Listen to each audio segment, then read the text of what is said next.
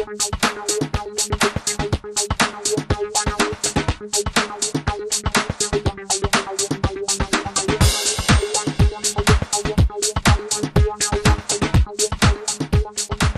I'm Anna Baker here for Need2know.co.uk. I'm on set on Hollyoaks in Liverpool. I'm standing outside the Loft nightclub, which is behind me.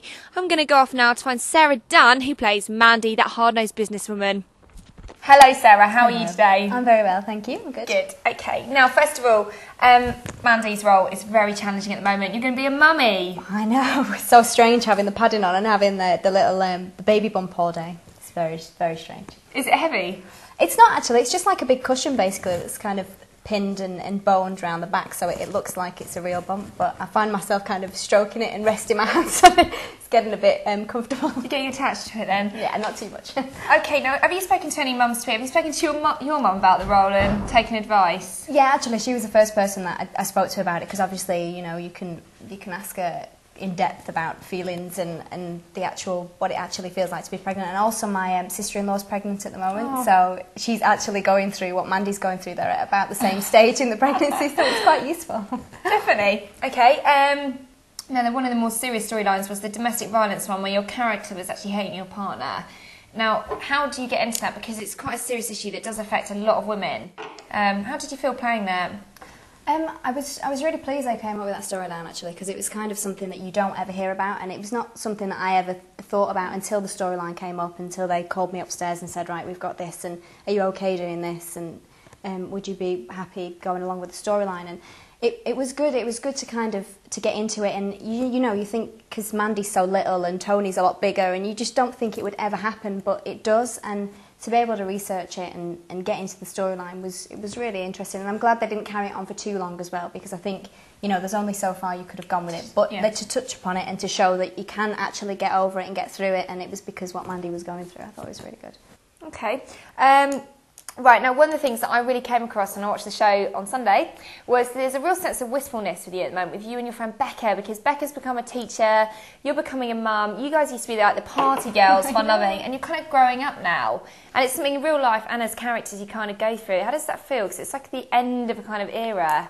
It's kind of strange. When Mandy kind of started dating Tony, I felt like that was quite a big transition, because when I started, Tony was such an older character to Mandy, and the thought of them ever being together, it never crossed my mind. And so suddenly when they started dating, and then when they were going to get married, and now the pregnancy, it is like you say, Mandy's grown up and I'm one of the older characters now, and it is strange, and it is with me and Ali. We're like, oh, remember when we used to go out all the time? Remember when Mandy and Becca used to work together all the time, and we used to have all the drunken scenes, and it was fun. But it is nice now that we've got the kind of adult storyline stuff that the younger characters don't get to touch on just yet. We get, which is nice. We get to cover. Definitely. Okay. Last kind of question on your role is you're pretty much of a hard-nosed businesswoman. Now, is this something to be admired? Do you think people like that? Because if you look at people like Kylie and Jordan, they're quite positive role models in that respect. And your character also kind of brings this across. Yeah, I think it is quite good. My character's very independent. I think she just goes about it the wrong way, and people tend to dislike her when she's in business mode. I call her Business Mandy, and she's very like, she doesn't care about anyone else, and she gets very selfish. So I think if they kind of soften her up a little bit, and she's just starting touching on the business stuff again now at the moment with some scripts that I've just started shooting, I think it'll be nicer, because it is nice that someone's so independent and you know, so career-minded, to go about it a positive way and show it not being so selfish and shouting all the time. She does shout a lot, doesn't she? Yes. Yeah. Okay. Now, there was a recent poll of what was the kind of highlights of the last 10 years. What's been your all-time moment? Any storyline, any characters? What do you love about the show that's just gone by? I think it has to be, I went to Rome last year, obviously, for the Mandy and Tony's wedding, and in the whole 9 years that I've been here, I'd never been away, and like there's been lots of cast kind of trips, and there's been lots of shoots abroad, and this was the first time that I got to go somewhere, and it was so nice, because it was me and Nick Pickard who plays Tony, and it was a lovely storyline, and Rome's such a gorgeous place that it was just perfect. It kind of like felt like my little reward for being here for so long, but it was lovely. Yeah. I thought it was a nice storyline. Did he spoil you when you were there? We were really busy actually. We only got the one day off. When we got the one day off, I went shopping with all the girls, so I spoiled myself. It was fine. Excellent. Okay. Now then, if you weren't in Hollyoaks, what would you be doing? Would you ever consider a career elsewhere? I don't know. I think you've got to keep your options open with acting because it's such an unreliable industry to be in, and you've got to be lucky and you've got to have, you know, certain breaks. And I see so many people kind of leave and not go on to do stuff. So I think you've got to have your options open. Ultimately, I'd like to kind of stay in the acting industry, but there's also I wouldn't mind being on the other side of the camera, like being a makeup artist or, you know, just doing something different because the industry does interest me and it's something that I'd like to carry on doing. But like I say, acting's a bit touch and go. It's that business side of you coming out again to the makeup industry. You have done a lot.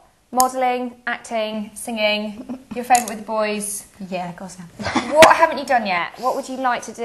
Is there anything like charity-based at all you might be interested in? Yeah, to do lots of charity stuff, and to be honest, working in Hollyoaks you get to do a lot of that stuff, and it's really nice because it's incorporated with the job, and we get to do, like, say, a photo shoot for charity, or even just a little, just donating something to charity for auctions and things. So I get to touch on that kind of thing that way, and I'm an ambassador for the Prince's Trust as well, which is really nice.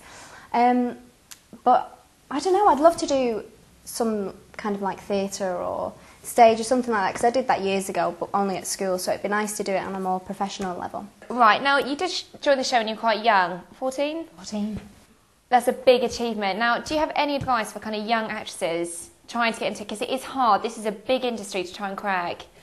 All I'd say is get as much experience as you can, kind of, whether it's at youth theatre or even just with your mates, if you just buy some little scripts or make your own scripts and just practice a lot, and even just to video yourself and see if you know, because sometimes when you watch yourself on screen, you're not as good as you think you are, or you sound different to how you think you are. To just get as much experience, and if you can have singing lessons and dancing lessons and things like that, just to build up your kind of a little CV, and to just be professional as well, I'd say, because, you know, you see a lot of people who aren't professional, and those ultimately are the people who don't get very far, because that's all part of the job, and you've got to keep your time, you've got to get into work on time, and like I say, just be very professional about it. So. I like that. I like the fact that you've touched on it in terms of it's a work centre thing that you have to kind of conduct yourself just as you would in any other job. It's quite an interesting point. What do you wish you'd known now that you didn't know 5 years ago? Any tips of wisdom? Oh, wisdom. Just that, to be nice to everyone you meet, because you never know when you're going to bump into them again, especially in an industry like this. People move and leave and move on to other things, and you never know whether they're going on to bigger and better things, and they might remember you. So, to be nice to everyone. Thank you. That was superb. Thank you for talking to us today. Thank you very much.